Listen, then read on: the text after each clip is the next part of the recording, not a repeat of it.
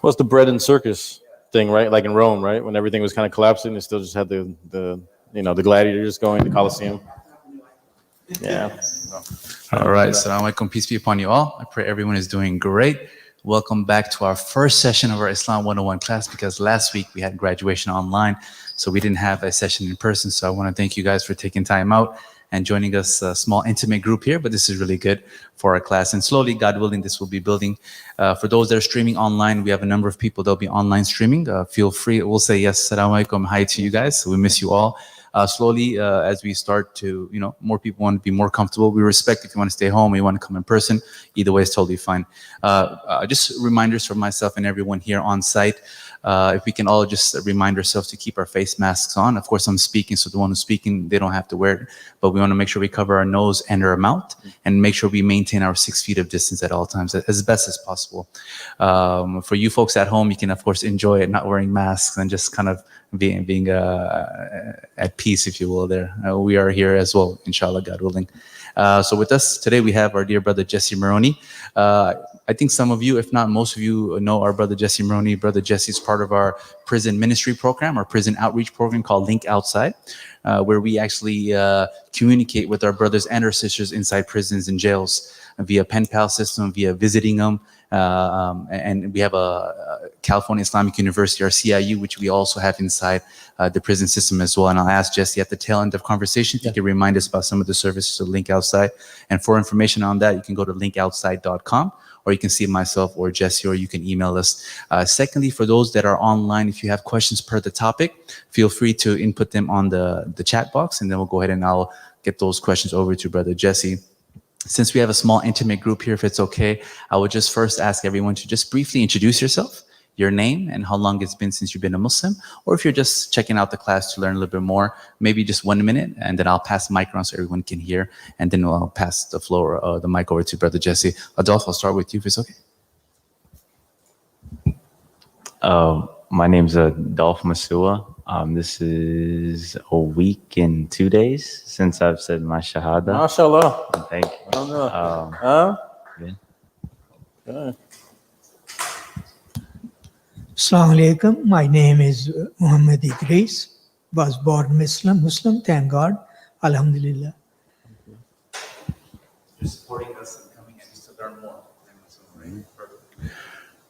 My name's Mike, and I said the Shahada about 10 to 12 weeks ago now. MashaAllah. Have a mentor and meeting him after the class. So MashaAllah. Okay, Mike. You should come to class. Assalamu alaikum. My name is Rita, and I was born a Muslim. And I'm here with my husband, Mike, who converted recently. MashaAllah. Good. Alhamdulillah. MashaAllah. And if I may take this opportunity to congratulate our brother Mike and Sister Rita, they recently got married. So we wanted to, may Allah bless you guys with the best in this life and the life to come. And we're so happy that you guys are part of our community here. So welcome and congratulations again. Brother Jesse, floor is all yours, my dear brother. Alhamdulillah. أعوذ بالله من الشيطان الرجيم بسم الله الرحمن الرحيم والحمد لله رب العالمين وصلى الله على سيدنا محمد وعلى آله وصحبه أجمعين اللهم افتح علينا فتح العارفين ووفقنا توفيق الصالحين وانفعنا اللهم بالقرآن والذكر الحكيم اللهم آمين. So first we start off with praising Allah subhanahu wa ta'ala, and the beauty of praise is actually a reflection of the realities that are around us. So when you say Alhamdulillah, or all praise is due to Allah, you're recognizing that Allah subhanahu wa ta'ala is the one who has created this world, who is the one that creates every single moment.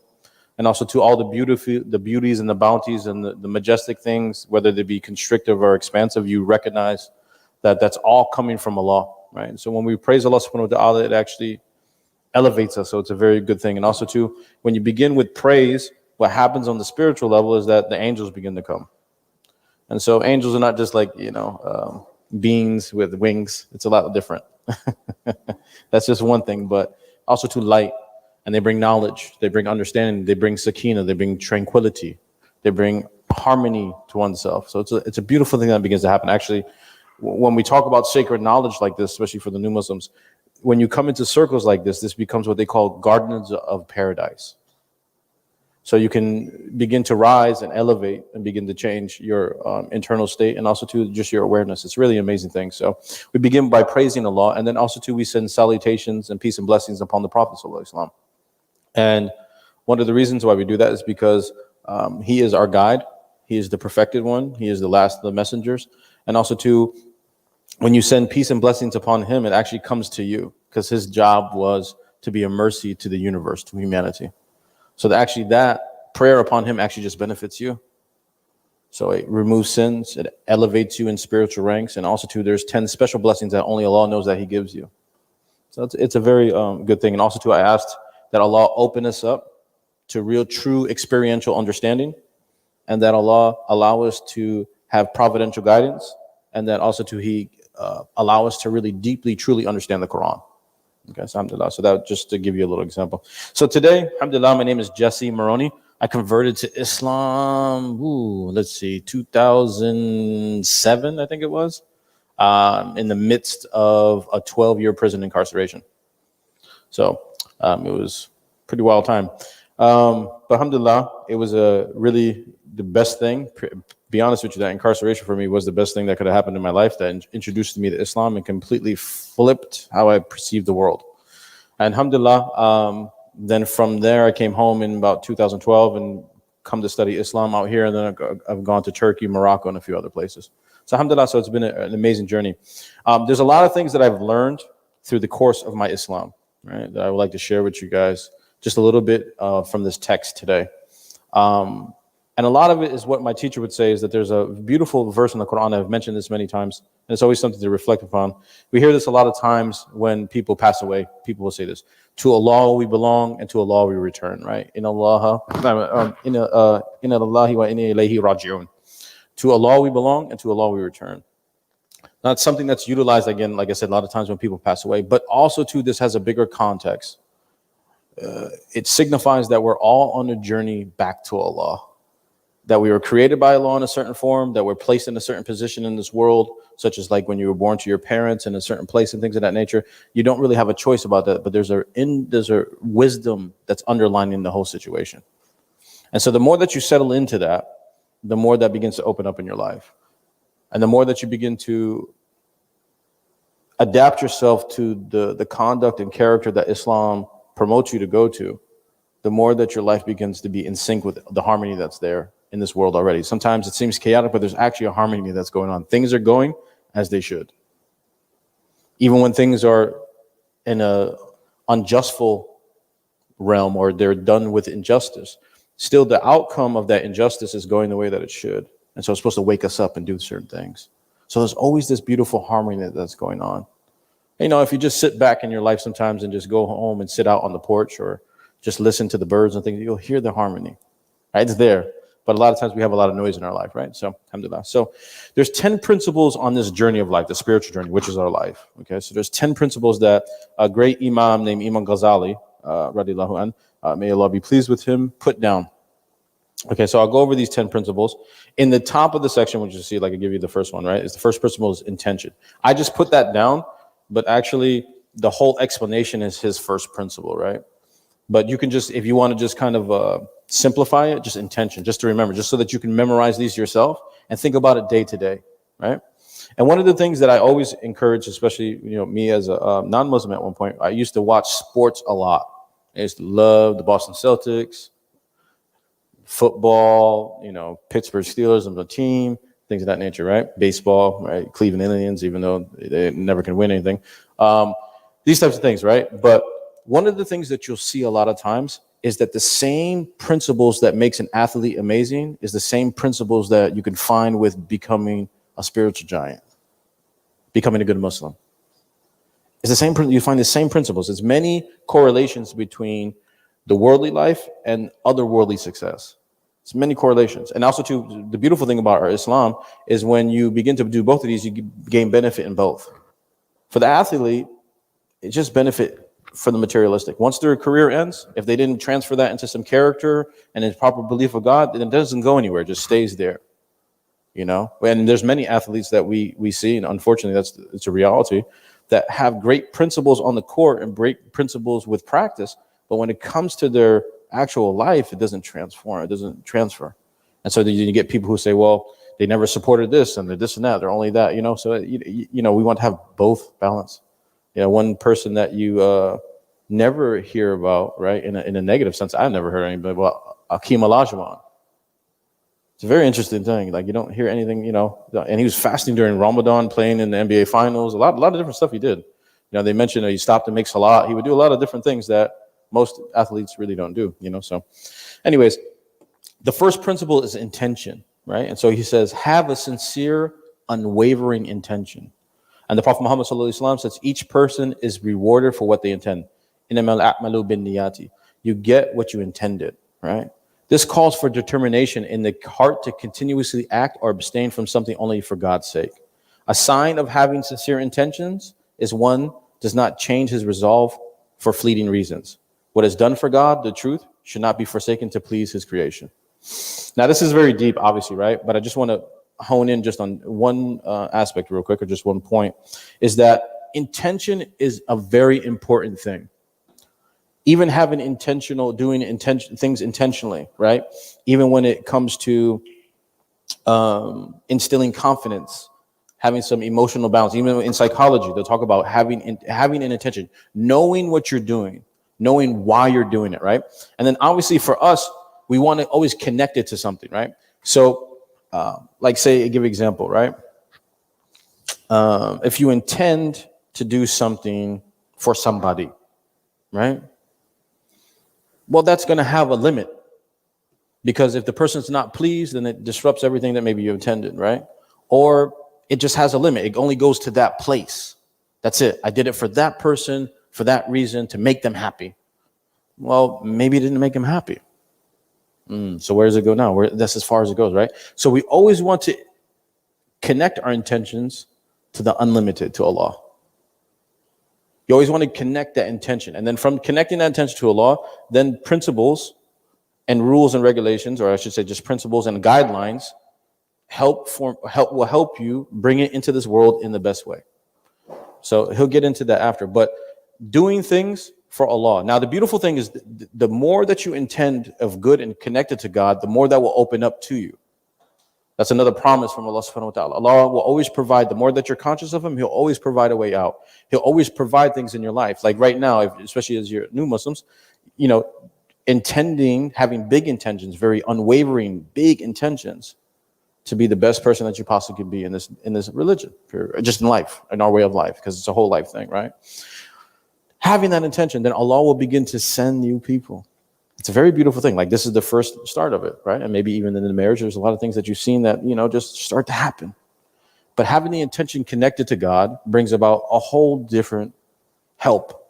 It brings about divine assistance.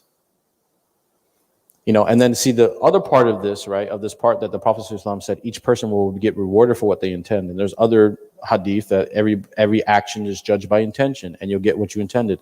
If you made migration, if you made a move for God and his messenger, well, then that's what you'll get. But if you made a type of, if your intention is for something of this world, or to actually take a spouse, well, then that's what you'll actually get. So God is always teaching you to go even higher than that. Come to God, which is unlimited. So there's unlimited possibilities, unlimited benefits, unlimited help. There's all these types of things. So we always want to attach this internal, right?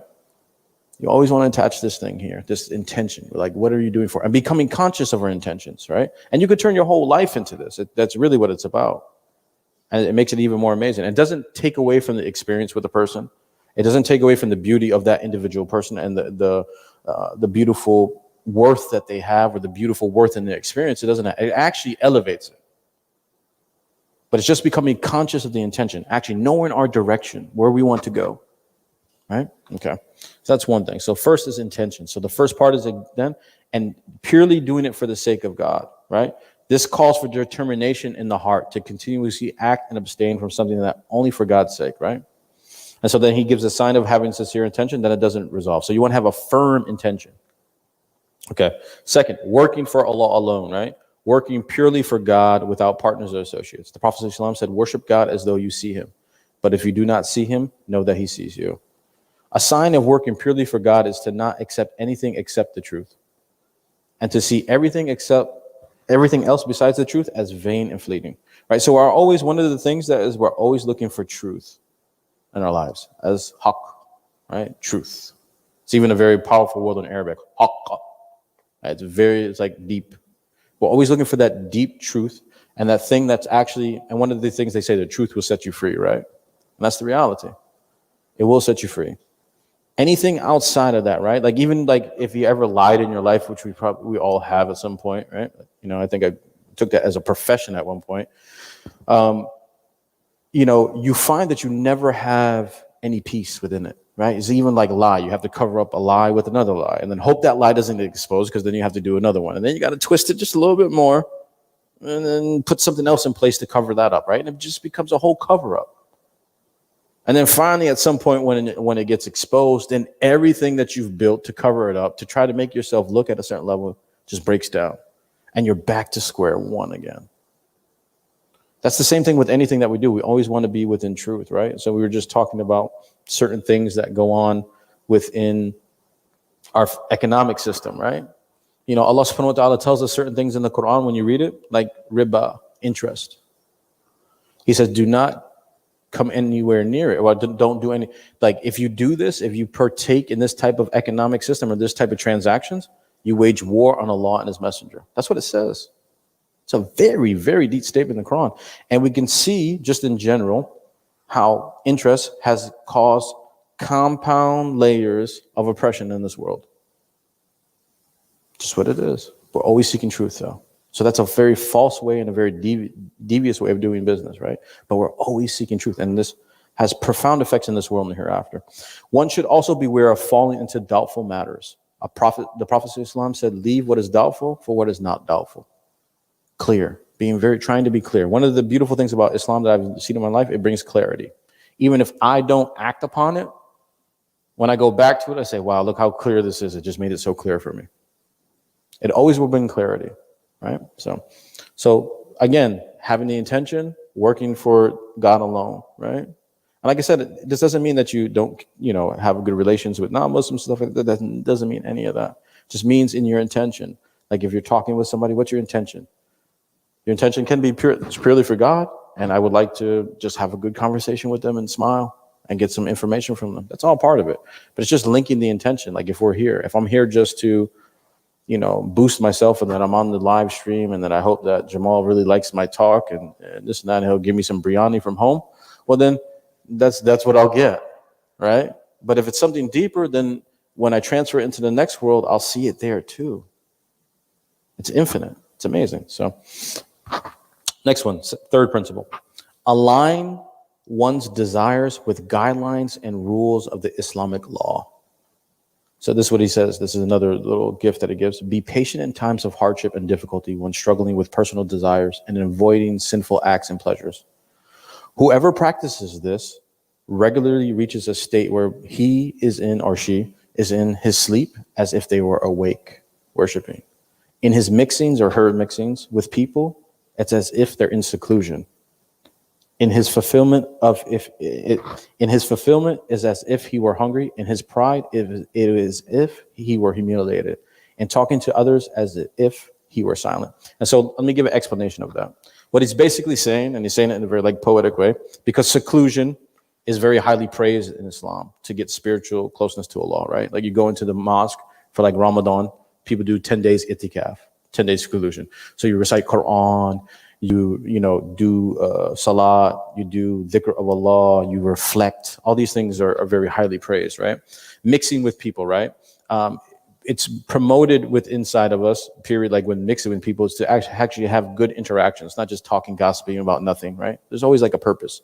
So what he's saying is that even with the mixing of the people, even when he's in the midst of all of that, he's being in seclusion, or she's being in seclusion. Anywhere that person goes and anything that person does, it's in an elevated state. That's what starts to happen. It doesn't matter, no matter the situation. There's a saying, they say that a person who is in the remembrance of a God is even in that state, a true person of God is even in remembrance, even amongst everybody who's heedless. It's always just there. It's just a reality that's there with them. And they become a source of change. They become a source of mercy, a source of when people look at that person, they actually, their whole being begins to change at some level. And you'll notice that with good people, you feel good around them. It's amazing. And you really like to be around them. Even non-Muslims, good people, they're good people, it feels good to be around them. They're truthful. You don't have to worry. You don't have to worry about nobody stealing your money, or anybody trying to hurt you or anything like that. You're in a good state. But what he's saying is whoever practices this regularly reaches a state where he is asleep, in his sleep, as if he were awake, worshiping, right? So even in his sleep, it's an act of worship. It's an act of development. And our worship, it's a means to an end, okay? So when Allah subhanahu wa ta'ala says, I didn't create jinn or human except to worship me in the Quran, what's meant by that is, abidun means arifun, meaning that to worship me means to know me.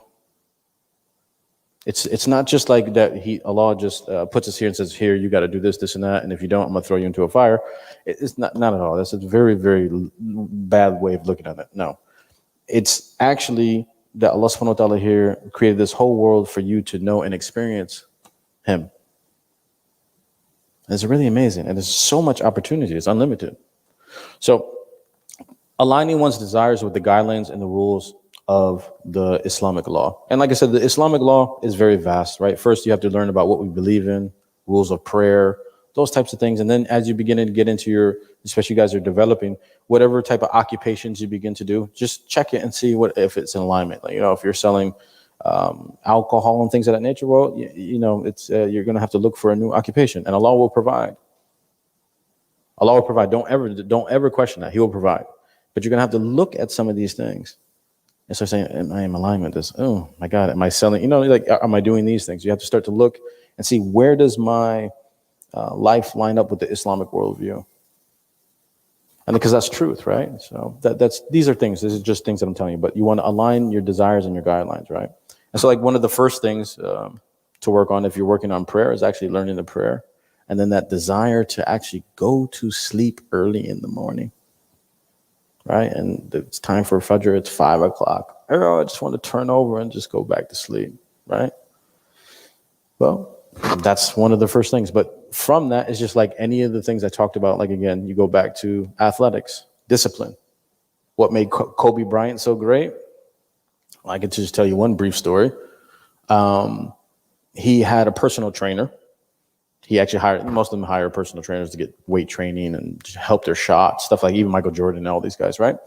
So anyways, I guess he hired a personal trainer, or the team assigned him a personal trainer, and they said, okay, well, practice is at 5. Meet me there at the gym, Staples Center. Okay, I'll be there. So the trainer shows up, opens the thing. The lights are on in the gym already. The lights are on in the gym. Not only are the lights on in the gym, but also he's already sweating and he's shooting. He comes over to him and says, what time did you get here? I said, I've been here since 3. I've been here for about 2 hours. I shot probably like 300, 400 shots already. I'm ready though. It's the difference. It's the difference. With Tiger Woods, same guy, these proved, not to say that, okay, like personal lives, that's a different story. We're just talking about athletics. But they did these things, hitting the golf ball continuously, even shifting his whole swing so that his back wouldn't get contorted. I mean, these guys did serious things to do that, but they aligned themselves. They got through that struggle, right? And so this is the same thing. The difference is when you do this, far exceeds all of that. One person who begins to do this can change a whole country. I've seen that. I've seen, like one of my teachers, when he went to Turkey, 8,000 people showed up for his dua. Just his prayer. 8,000 people showed up. It was amazing. Just for a prayer, just to be at the prayer at that time. It's really amazing. I've seen people's lives transform who sit next to them. So it's really amazing. Allah will do amazing things. It just takes a little bit of discipline. And just a little bit, and Allah will begin to, facilitate many things for you. So, fourth principle, sticking to the prophetic way. Base one's actions on following the prophet's way and the scholarly opinions, and not of innovation, right? So what he means by innovation here is, like sometimes we like to do things our own way, or we like to, just overall, just maybe read something from the Quran, and we would like to interpret it in our own specific way, because we would say, well, I think this means to do this, right? And that's something that we want to kind of stay away from, especially until we become a scholar, is that we want to actually look at what the Prophet ﷺ did, how the scholars actually see that of what he did. It's like following guidelines, people who understand these things, because especially as there's many complexities in the Quran when it comes to that, of the word usage, what was meant at the time, what's the context, right? And so this is where we have the scholars, and because the scholars are so important, that the Prophet ﷺ said that the scholars don't leave behind any like material possessions to like inherit, but what they do is they leave sacred knowledge, and the scholars are the inheritors of that. Now, obviously, it has to be a balanced scholar. He's not extreme. He's not calling you to do anything. Obviously, there's always a balance, but the balanced, moderate scholars of Islam will always show you a path of how to implement the Quran and implement the way of the Prophet ﷺ in your life in a fashion that's going to help you develop, in a fashion that's going to be introduced little by little, and it's going to help you with that. And there's many different things that I can go into, but this is, and one of the things that's pointed out here, that's very important, is that get to know your Prophet ﷺ. Get to know the Prophet Muhammad ﷺ. Begin to actually read about him. Begin to actually engender some love. Begin to actually do prayers upon him. Begin to actually implement certain things very intentionally to begin to get to know him. Like, I give you an example. One of the things the Prophet ﷺ, one very easy thing you can do, always have a slight smile on your face. It's a simple thing. Just a smile. They actually said that a smile can actually change the internal state of you. And actually, the smile is an indication that the soul's in a good state. Many times. A genuine smile, obviously. Some people smile to hide certain things, right? But just in general, he would always show with a smile. He was always the most optimistic person. He would always talk to people, even no matter what state they were in, and give them hope. These are like little things that when you learn about his life, you'll see. Even people who did really bad things to him, like some of the close companions around him, there were actually some of their parents that did really bad things to him, almost killed him. It was really bad. He would always talk about their parents and mention all the good things that their parents did to them, even though they had did horrible things. These are things. He would say things like, I give you an example, right? They asked him, he said, Prophet Muhammad sallallahu alaihi wasallam, they said, what is your favorite dish, right? Of food, right? Does anybody know what his answer was? It's really amazing. You can just take a guess. Just take a guess. What's in front of him? Okay.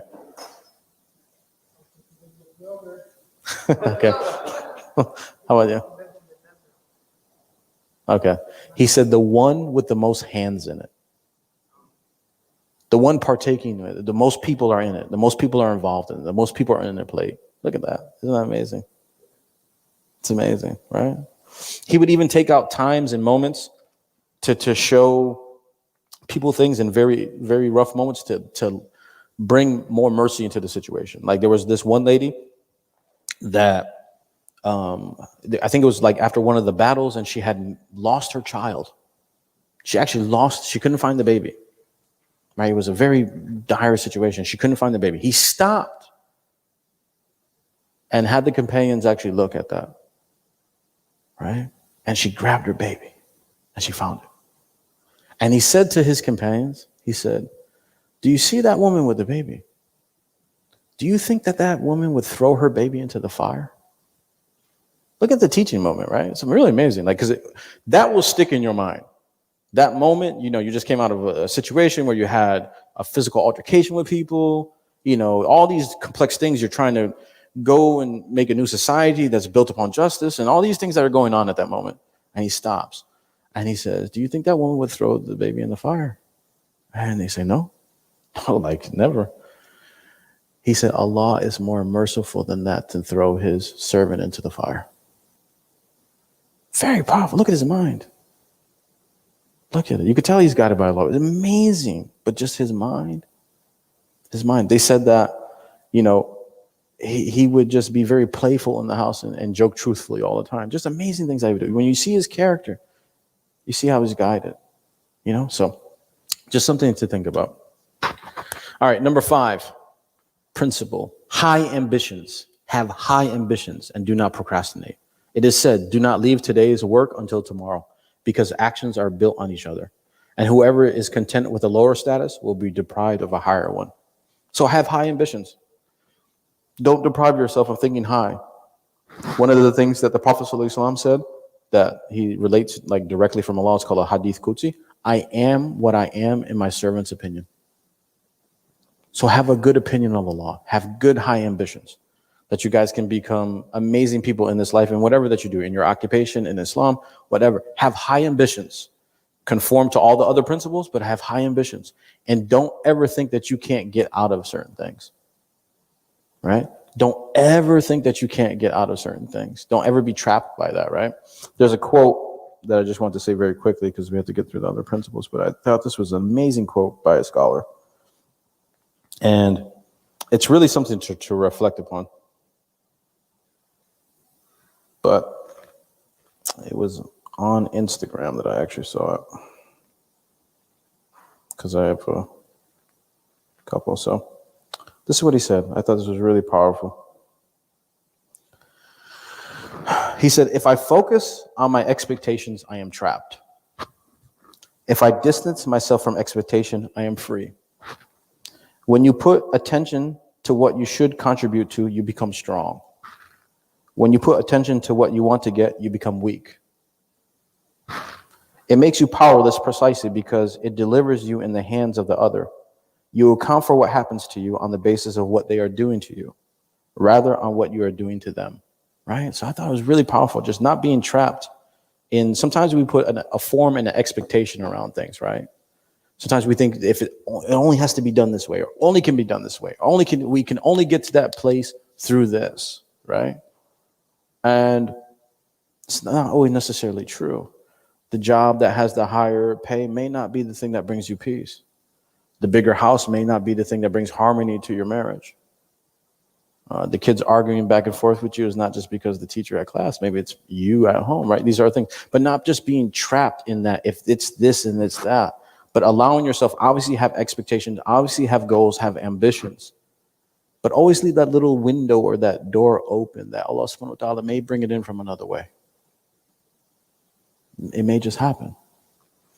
So have high ambitions, have high expectations, have a high resolve and want to get to a very high place. Don't take just the low thing. No, I want to become a memorizer of the Quran. I want to learn Arabic. Shoot for those goals, go for it. And Allah subhanahu wa ta'ala will help you along that way. It may not happen directly right now, maybe even in this world, but Allah subhanahu wa ta'ala will give you the reward of it in the next, to give you, and that much more. And you may even catch that. You may even do it. You may even do more. But you just have to focus on and keep going. Inshallah ta'ala. All right, number 6. Be aware of one's incapability and insignificance. Okay, so now I want to make a comment here, because he's not saying that humans are incapable or insignificant. What he's saying is this is not referring to laziness in worship or lack of productivity in work. It's about realizing that one is not capable of doing any action without the support of God. The most capable, the most generous. This awareness is only manifested in viewing other people with respect and reverence. For people are the means and the helpers of another on the path to God. I think that was really powerful. So he's not saying that you're not incapable or you are insignificant, not with God, not at all. You're very important. You're amazing. But what he's saying is that the incapability and the insignificance, is he pointed, is that God doesn't need your help to do anything. You need the support of God. He can do whatever. And even the Quran states this. Like if you don't support God, I'm just paraphrasing, but if you don't support God, then Allah will raise other people that will do it. That's a real reality. It would actually happen. And he's not joking. It's not like just a joke. It's real. You know, so the thing is that in all the thoughts that are going through your mind right now, where do they come from? They're all creations of Allah. He's putting it into your mind right now. Now you have difference. You can have a purified mind, and then different things the options begin to change, or the things that you begin to think about, or Allah begins to introduce into your mind, begin to change. Right? But these are all creations from God. It's about your choice. you know? And so when you begin to understand that, you know, first and foremost in your intention that I can't do anything without you, God, even in your intention, you begin to come to a very humble place. And when you become humble, then you begin to become elevated. Okay? And any of you after this, if you have your email, I can send these to you so you can look over these. All right, seventh principle, balance of fear and hope. This leads to consciousness, right? So it's a balance of fear and hope. Not a fear that's debilitating that at any point you're going to be punished, but fear of consequence. One of the fears that they talk about also too is like the fear of losing your love. Like the fear of losing your love, right? You know, like you guys just got married. You fear of like departure, right? So there's certain things that you begin to put in place. Also, too, you have a hope already, right? You're married and you hope that we're going to go into the future. That's your example right there. So if you transfer that into how you practice Islam and have that balance, you guys will succeed amazingly. So it's already there. Allah shows you these things within the creation. You know, you don't want to lose the respect of your mom. You fear losing the love of your mom. You fear losing your mom just in general. So there's certain things that you put in place. Also, you hope that maybe she'll live long and she'll be able to see her grandkids, you know, stuff like that, right? So there's always that balance. Have fear and hope, and do not be sure that your good deeds are accepted, right? So there's always that, I could do better. One should not have hope because of the good deeds themselves, but because God is the most benevolent and merciful. Because in and of itself, right? Like I said, you're rewarded for charity, even for having a smile, right? That's one of the things, right? Well, the thing is that who made that actually valuable? God. So the thing is, it's not the deed itself, but have hope in God. Have hope in that. Now, you do the deeds, they're the means, but always see God behind it, right? So the 7th, 8th, 9th, 10th. Okay. Oh, the 8th must have got, it switched on me. Oh, shoot. Okay. It's okay. Okay, so, the 8th principle. Where is it? I did, right? Okay, there we go. The 8th principle is to be consistent in one's regular litany of worship. For one without a weird does not have additional source of support. Okay, so let me explain to you what a weird is. Weird comes from warada. It means litany. It means like a set practice that one does. A set practice that one does, okay? So it means obviously the first one that you learn is obviously the 5 daily prayers, right?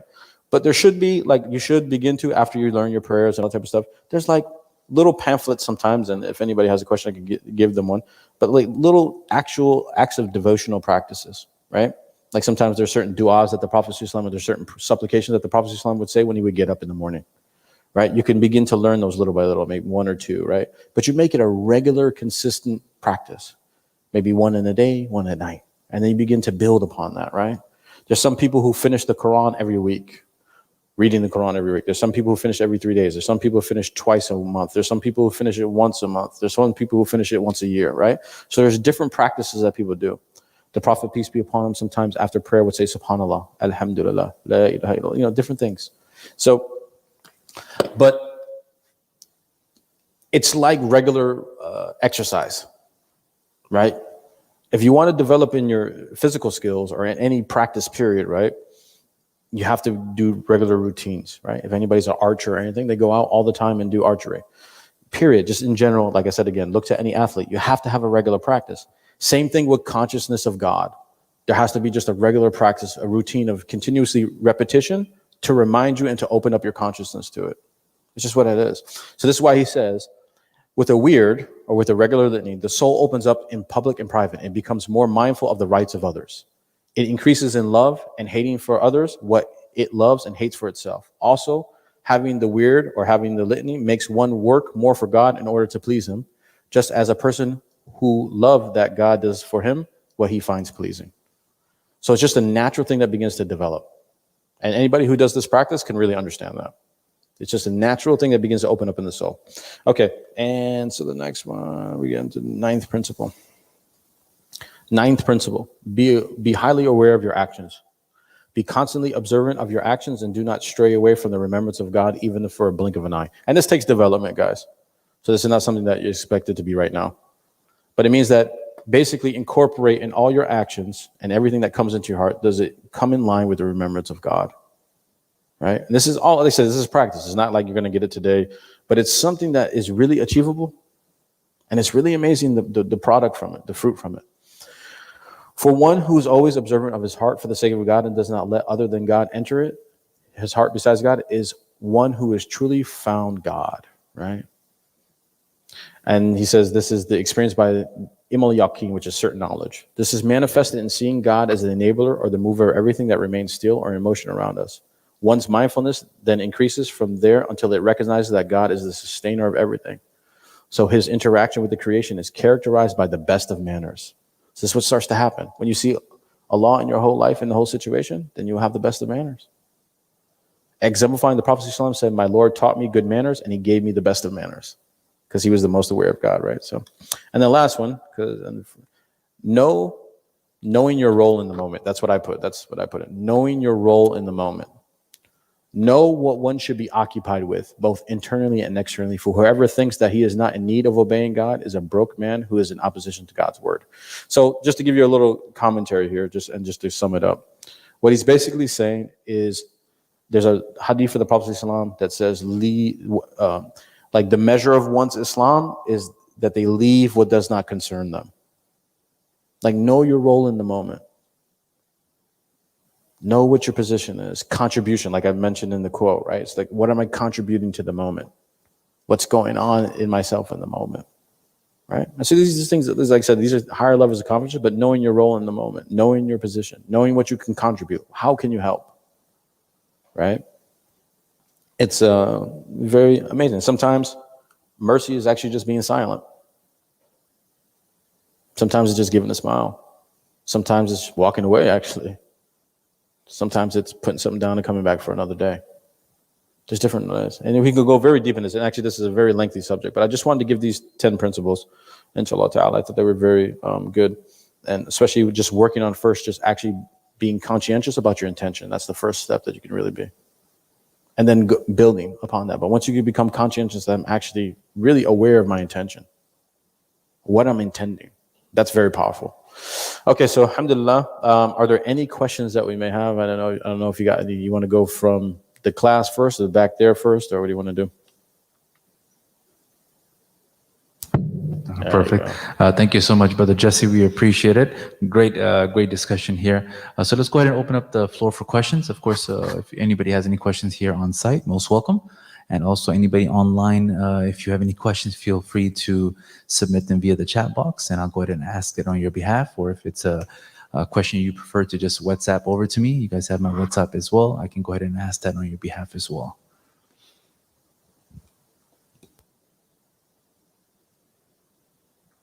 Okay. In the quote that you read about expectations, Yep. I was always kind of taught that expectations can be resentments and trade. Right? Ooh, that's good. That's good. That's good. Powerful. Okay, yeah. So he's okay. I'll go. Yeah. What do you? So you mentioned once that it was good to have expectations, and then you mentioned briefly that you have to be careful of your expectations. Yeah. So how would you Balance it. Okay, so he's asking the question just for all the viewers at home, because I mentioned a quote earlier about expectations, right?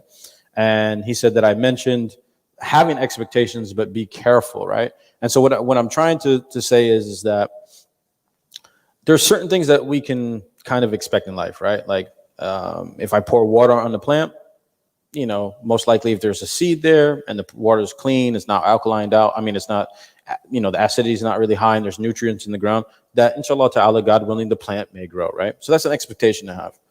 But it may just not, right? It may just not. And what does that mean? What does that mean, though? Right? That's the question. That's the balance almost, is that always leaving that door a little bit, that inshallah, it's always for God. It may not happen, right? And just also and the thing is that, yes, have an expectation that, look, if I complete this course, like say I'm going to, I don't know, I'm going to UC Irvine and I want to get in the computer, science degree. And then if I go through this training and all this type of stuff and this and that I should expect to get a job in this field and go to this direction. But maybe you make guidance prayer one day and Allah took you through all of that, and there's another door that opens up for you someplace else. Some people hold on. The reason why I mentioned this one, right, is there's a lot of university students that call me that have this mold that they've set in their life, and they can't see anything outside of it. And instead of looking maybe to the possibility that maybe, okay, the nonprofit realm and this job, even though I did get this, is something that actually will really suit me. They just have that complete direction. Do you know what I mean? That's what I meant by that, is the expectation of not allowing something a little different outside of what I put the mold around to come into my life. And a lot of times you'll see in your life that it was, if you take a look at a lot of things, it really wasn't what you expected, right? So that's what I mean, is that because some people allow that to trap them. They really allow it to trap them. I can imagine how many, like I give you an example. One person, Rahimullah, like Malcolm X, couldn't see anything coming from a white person for a long time in his life. He mentions that. And then actually he mentions in his book the time that he did turn away the white woman from one of the university discussions that he gave. He said that was one of the biggest mistakes he made. Had to completely switch how he expected and seeing things in the world, right? I had to open that up. And that's when that, you see all the huge change within him. So just those expectations, right? Having that form, that's what they call it. They call it like having this mold around things, right? That's unbreakable for you. No, it's just. It seems always more open up when you're looking at the past. The insight of yeah. the future is always like you turn around and go, oh, I see where I was wrong. Exactly. So that's what Islam comes to do, is try to make us more conscientious about right now in the moment, right? So what can you contribute to the moment, right? And then so So that was a great question, man. MashaAllah. Yeah. Hindsight is 2020. But we want to kind of open ourselves up now, so we don't have to be like, man, I was so, and you're always going to find that, right? But it's about becoming better, living from other people's stories, that's why even the Quran mentions stories about other times for us to reflect and say, it's just like one of the things that we're supposed to read every Friday is like Surat al-Kahf. It's the story of the cave. And one of the things is the man mentions, man, nothing can destroy this garden. This is powerful. Look at this. And he's looking, and the man's next to him with the other garden, like, well, maybe you should say God willing. And then all of a sudden it burns. So, oh man. Yeah, it's just, don't hold on to just the means. Look to the maker of the means, right? So that's all I'm saying. That's all that was meant. It's just trying, and that's hard to find. Me specifically to speak to that, to find the balance, that's something that you have to find. I was hoping you had a magic answer that would that for me right today. All I could just say is just open your mind up. Just be open to the possibility of change, and that it would come from places that you'll never expect. Inshallah. Anything else? Any questions for you? You the new guy on the block, man. Any questions? Or can I ask you a question? How has this is your first week in Islam? How has it been? I think just I've been able to like open up my mind a lot. Good. Prior to doing my training, I was like very, I don't know, closed-minded and like in a dark place. Okay, so let me just so the people, because they can't hear him, right? So what I asked him the question, how was his first week in Islam? Our dear brother is his first week in Islam. May Allah subhanahu wa ta'ala continue to guide him. And he said that his mind has expanded quite a bit, and that he was really in a dark place, and continue on so that they can. Yep. And just being like going through the motions of practicing. Going through the motions of practicing and just trying to learn more has given me like a lot more clarity in life, and Good. I feel like I'm just moving, I don't know, with Allah on my side, and just like trying to just incorporate these different things. So that's why I'm like coming to these to kind of further explain, because I have questions, and they're not just, I want to learn more, and I feel like everything that has, like, I find something out here, it's like opening two more doors, and it's like I want to go through both and just try to like deeper dive and just get like different perspectives on something that I never really had in life, because I didn't, even though I had like a materialistic purpose in life, I feel like, but not, I just didn't have like a spiritual guide or just anything to kind of validate what my actual purpose is as a whole entity rather than just like to this world. Wow, If that makes sense. No, it makes a lot of sense. It makes a heck of a lot of sense. MashaAllah. Alhamdulillah. May Allah subhanahu wa ta'ala guide you. Alhamdulillah. Is there any other questions before? Yeah, one question, just clarification, Jesse. I know you mentioned regarding seclusion and it's encouraged. I know what you're saying, but some people might misinterpret that and think that I just have to be secluded at the mosque all day, all night. Because of course, Islam has a balance. You have to be part and parcel of society, but you also need your alone time with God. So I was hoping you can just elaborate a little bit for us. Yeah. So seclusion is recommended in certain instances.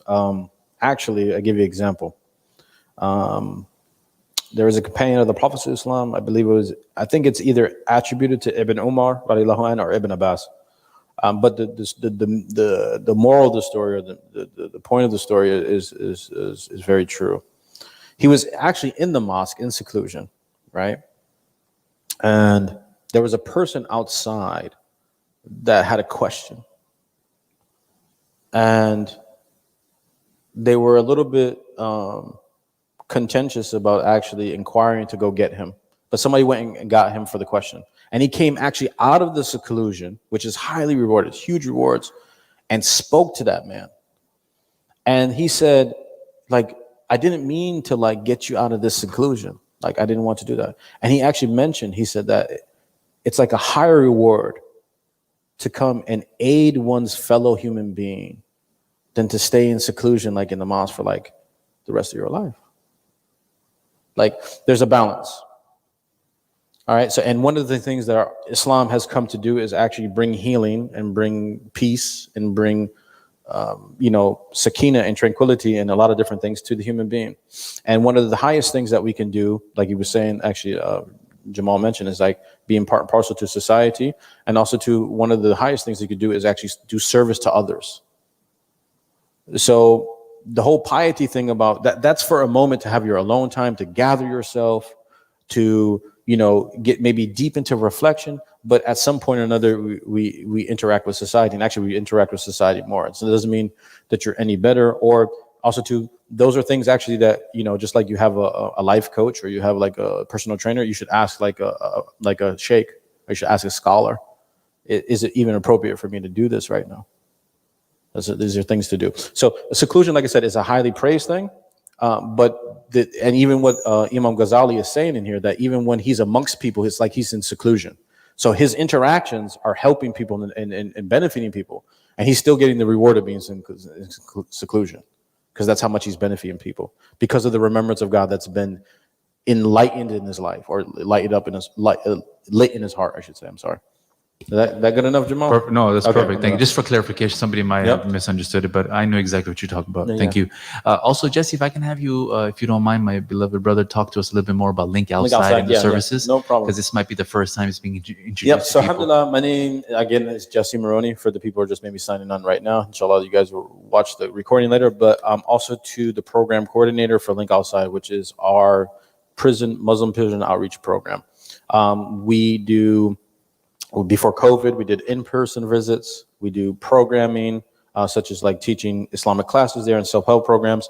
Also, too, we do a large amount of donations, and also, too, we do mentorship via correspondence, and also to facilitate, like the brother talked about, California Islamic universities to be packaged and sent out to each individual prisoner that asks a request for it in a way that they can actually do like a self-taught class.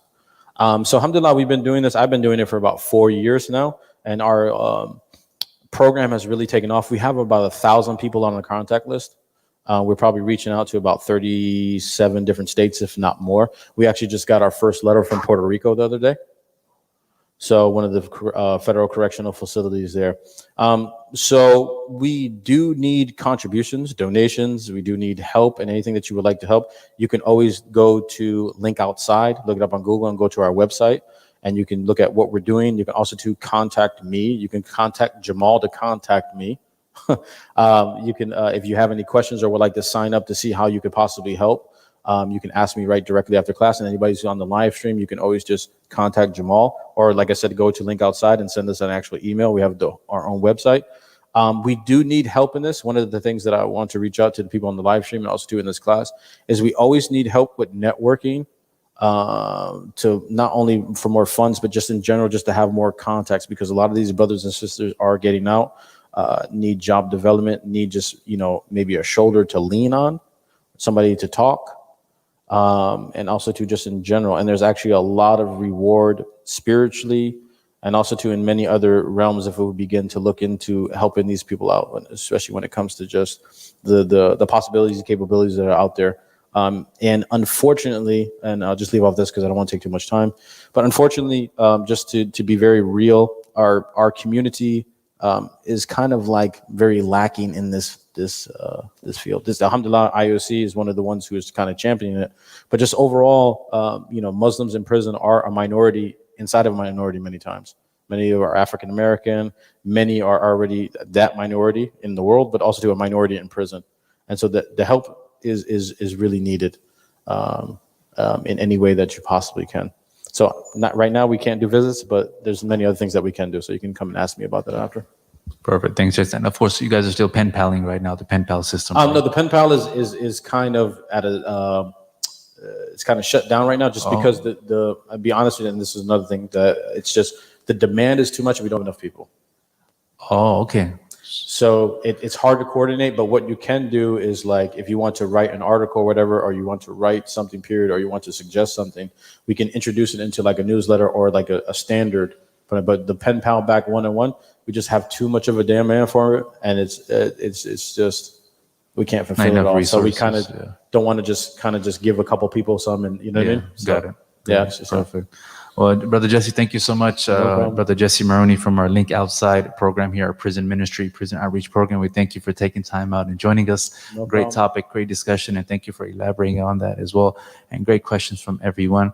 A few announcements. Number one is next Sunday, we don't have class here. We actually have a special event. I pray you guys all will join us, and that is an event we have with one of our local churches. So before COVID-19, we were invited to a number of different churches to speak to them about what Islam is, which is beautiful. I mean, people from the church will invite us. They have an audience there. We go and we talk to them about Islam. Not only that, we break bread with them. So this is pre-COVID, of course. We would go, we would sit down, we have a great lunch. And for many of them, this was the first time they would have an interaction with the Muslim.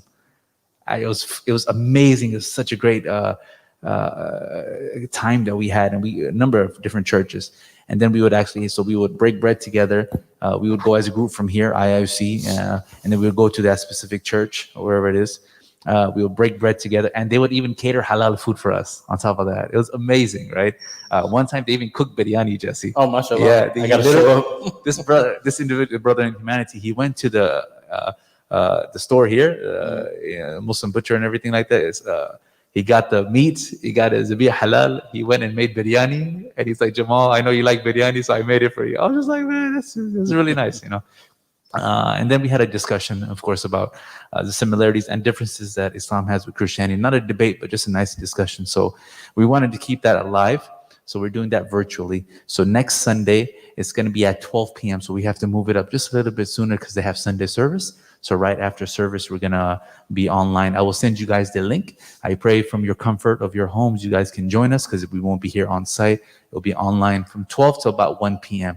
So I pray you guys can join us. There'll be a discussion between me and I think a pastor over there on some of the similarities and differences in Islam. And it will be great to have you guys join us as well, inshallah, God willing. Again, that link will be coming out shortly.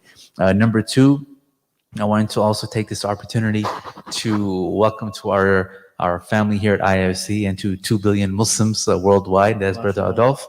It's been a week and 2 days. Not only that, after him was Sister Myra, who also accepted Islam this past Friday.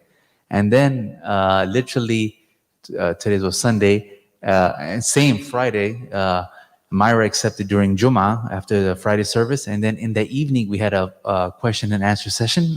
Mike, I think you were here on Friday, right? If you remember Megan was here. And then afterwards, she embraced Islam later that evening. So wanted to welcome to our family Adolf, Megan, and Myra. And we're blessed that we have many people that are embracing Islam. But what's even more important is the support system that comes right after. So I encourage you all, please stay connected to us here or your local mosque, wherever that is. We just say here because we have services. So if you know of any other new Muslims or converts or people that are interested in Islam, please make sure to plug them in to the community here. We're on site and live as well. Having said that, may Allah bless you all. This recording is live online, so if you ever want to go back and revisit it, you can on our YouTube page at IIOC Outreach. If you folks can help me out with the tables and chairs, we'll fold the tables. We'll put it on the rack here to my right and the chairs on the rack here as well. And then we'll call it a day, and we'll see you guys all on Friday with Coffee with the Sheikh at 5:15. Thank you so much. Assalamu alaikum. Peace be upon you. Assalamu alaikum.